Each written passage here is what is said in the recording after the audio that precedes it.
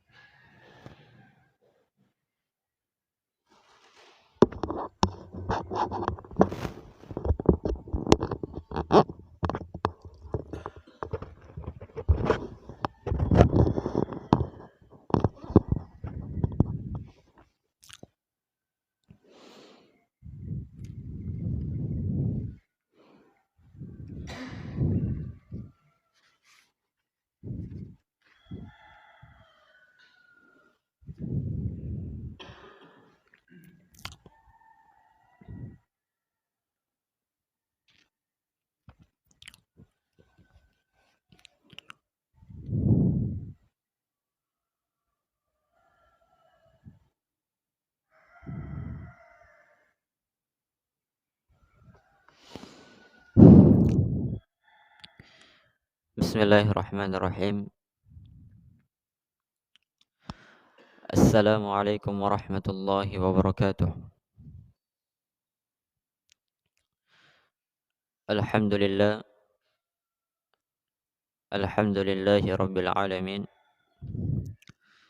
Wassalatu wassalamu ala ashrafil anbiya'i wal mursalin, nabiyyina Muhammadin wa ala alihi wa sahbihi wa man tabi'ahum bi ihsanin ila yaumiddin.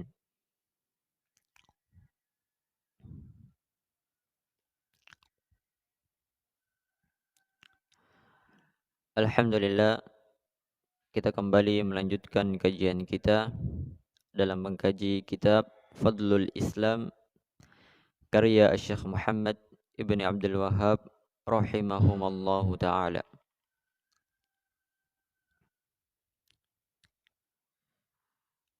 Kita masih di dalam bab Fadlul Islam dan kita telah membaca 3 ayat dari yang disebutkan oleh penulis.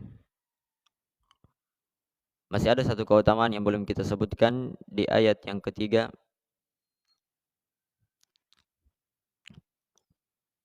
Allah Subhanahu wa ta'ala berfirman,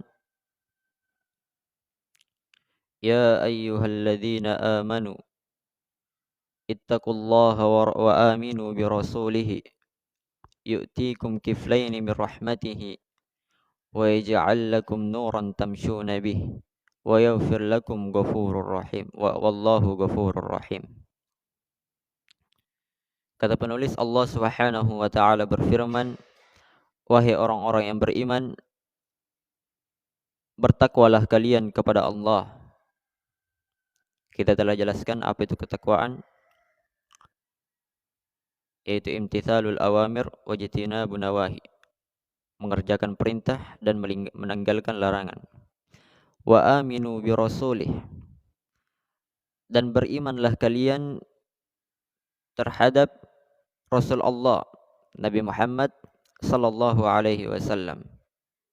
Beriman artinya kita taat, kita ikuti, kita jadikan teladan, contoh dari seluruh ibadah yang kita kerjakan, bahkan dari seluruh kehidupan yang kita jalani. Kemudian setelah perintah Allah untuk bertakwa dan beriman terhadap Rasulullah, Allah berikan ganjaran, Allah berikan balasan, yu'tikum kiflaini min rahmatih, maka Allah akan memberikan kepada kalian 2 bahagian dari rahmatnya. Jadi Masya Allah, Allah berikan 2 bahagian, yang mana satu saja itu sudah sangat bermanfaat bagi kita seluruhnya. Tapi orang yang benar ketakwaan dan keimanannya, kata Allah, yu'tikum kiflaini min rahmati, Allah berikan 2 bahagian dari rahmatnya. Wa yaj'al lakum nuran tamshuna bih, dan Allah Subhanahu wa ta'ala menjadikan kalian itu cahaya yang kalian berjalan dengannya. 2 dua keutamaan ini telah kita sebutkan pada pertemuan sebelumnya. Kemudian wa yaghfir lakum, keutamaan yang terakhir bagi orang yang benar-benar bertakwa dan benar keimanannya kepada Rasulullah, wa yaghfir lakum, maka Allah Subhanahu wa taala akan mengampuni dosa-dosanya.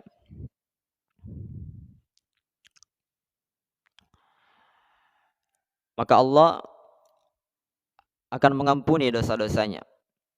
Jadi orang yang benar di atas keislamannya, benar dia bertakwa, benar dia dalam ketaatannya kepada Rasulullah, maka Allah Subhanahu wa taala akan hapuskan dosa-dosanya. Sebagaimana tatkala Allah Subhanahu wa taala menyebutkan di dalam Al-Qur'an, di dalam surah Al-Ahzab, Allah Subhanahu wa taala sebutkan 10 sifat. Allah berfirman, innal muslimina wal muslimat wal mu'minina wal mu'minat wal qanitina wal qanitat, dan seterusnya. Di akhir ayat Allah Subhanahu wa taala berfirman, a'addallahu lahum maghfiratan wa ajran 'azima. Allah berfirman, sesungguhnya lelaki dan perempuan yang muslim, artinya benar dia di atas keislamannya, lelaki dan perempuan yang beriman, kata Allah, maka Allah Subhanahu wa taala akan persiapkan baginya ampunan yang sangat besar dan pahala yang sangat besar.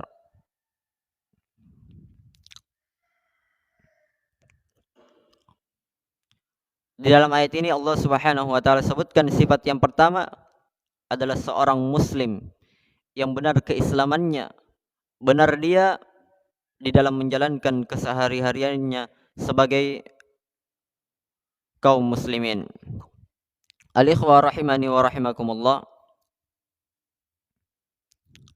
Karena demikianlah seorang muslim di dalam kesehariannya pasti dipenuhi dengan sebuah kebaikan. Pasti dia tahu yang mana kejelekan yang harus dia tinggalkan, yang mana kebaikan yang harus dia lakukan. Sehingga wajar tatkala Allah Subhanahu wa taala itu menghapus dosa-dosanya, karena pada hakikatnya innal hasanat yudhibnas sayyiat, sesungguhnya sebuah kebaikan yang sering kita lakukan, sering berulang, itu akan menghapuskan dosa-dosa kita, akan menghapuskan kejelekan-kejelekan kita. Jadi kebaikan yang terus menerus, kebaikan yang kita lakukan, itu akan menghapuskan kejelekan-kejelekan yang kita lakukan, apakah kita sadari ataukah kita tidak menyadarinya. Maka ini merupakan keutamaan yang sangat besar yang Allah Subhanahu wa taala berikan kepada kaum muslimin, kepada orang-orang yang benar-benar di atas keislamannya, benar dia memegang Al-Quran dan sunnah Nabi sallallahu alaihi wasallam. Selesai dari 3 ayat yang disebutkan penulis di dalam bab Fadlul Islam. Kemudian penulis rahimahullahu taala setelah menyebutkan 3 ayat, beliau menyebutkan beberapa hadis. Kata penulis pada hadis yang pertama, An Ibnu Umar radhiyallahu taala anhuma, An Nabi sallallahu alaihi wasallam qala, Matalukum wa matalu ahlil kitabain kamathali rajulin istajara ujara, faqala man ya'malu li min qudwatin ila nisfin nahar ala qirat fa'amilatil yahud, thumma qala man ya'malu li min nisfin nahari ila salatil asr ala qirat fa'amilatin nasara, thumma qala man ya'malu li minal asri ila an takiba syams ala qiratain fa antum hum. Faghadibatil yahud wan nasara faqalu ma lana aktsara amalan wa aqalla ata'an. Qala hal naqastukum min haqqikum? Qalu la. Qala fadzalika fadli utihi man asya. Kata penulis rahimahullahu taala, an Ibnu Umar radhiyallahu taala anhuma, dari Ibnu Umar. Ibnu Umar namanya Abdullah Ibnu Umar, anak dari Umar bin Al-Khattab radhiyallahu taala anhuma. Anin Nabi sallallahu alaihi wasallam,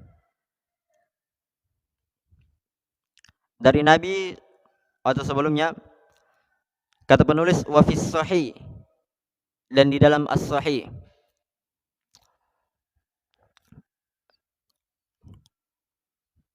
Jadi kalau didapatkan kata seperti ini, wa fis sahih dan di dalam as-sahih, maka ada 3 kemungkinan padanya.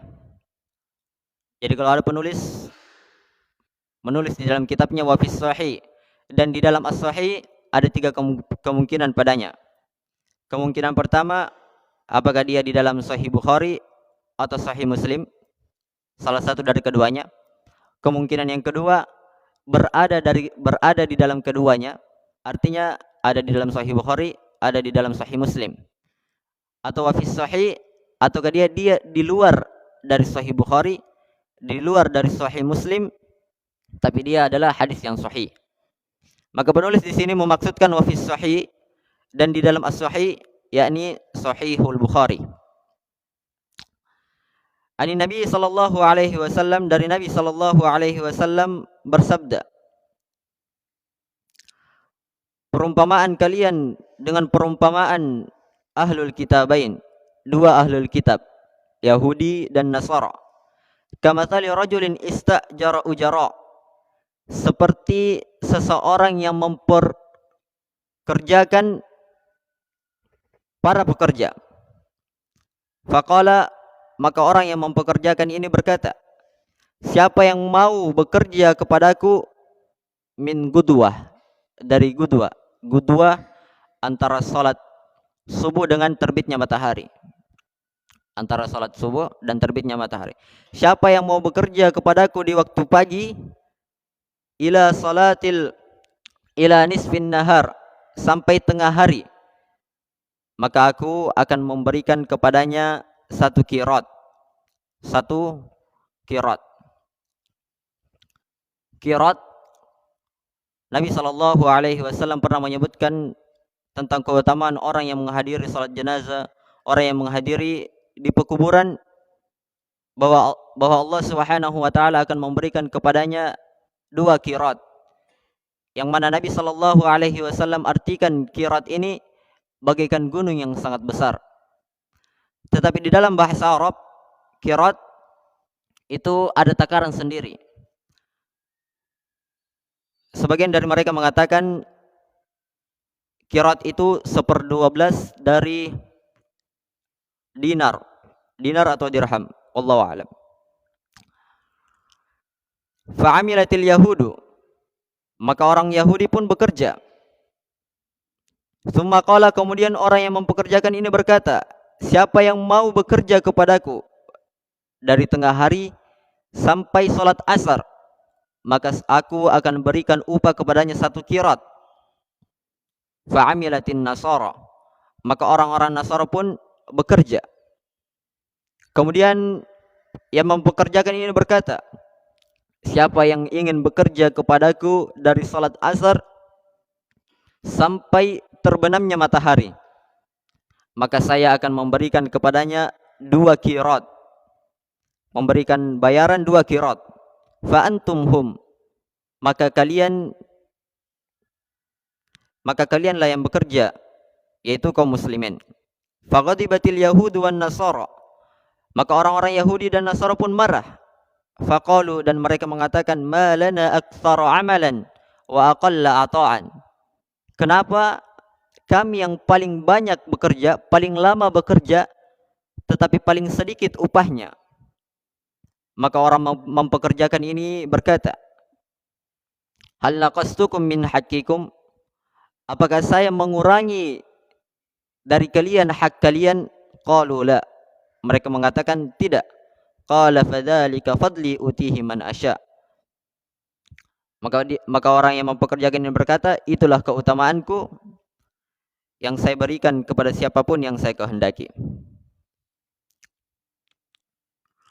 Maka di dalam hadis yang mulia ini Nabi sallallahu alaihi wasallam memberikan perumpamaan yang artinya disyariatkan bagi seseorang tatkala dia ingin menjelaskan sesuatu, ingin mendekatkan ke sebuah pemahaman, itu membuat sebuah perumpamaan.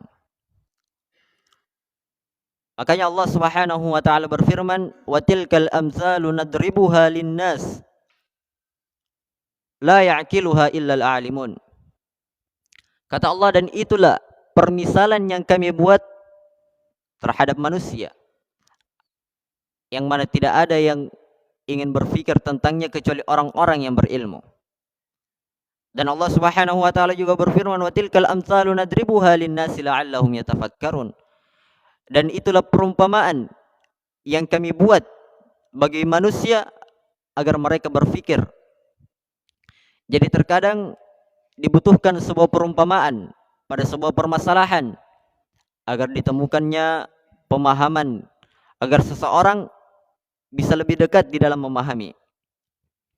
Maka di sini Nabi Shallallahu Alaihi Wasallam memberikan sebuah perumpamaan tentang kaum muslimin dengan orang Yahudi dan orang Nasara.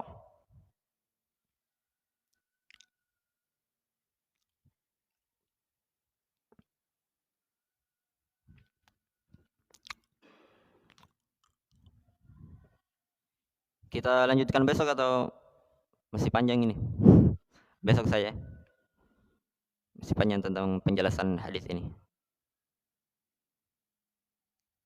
Kurang bagus ya kalau di setengah-setengah. Insyaallah kita akan lanjutkan tentang penjelasan hadis ini pada pertemuan yang berikutnya.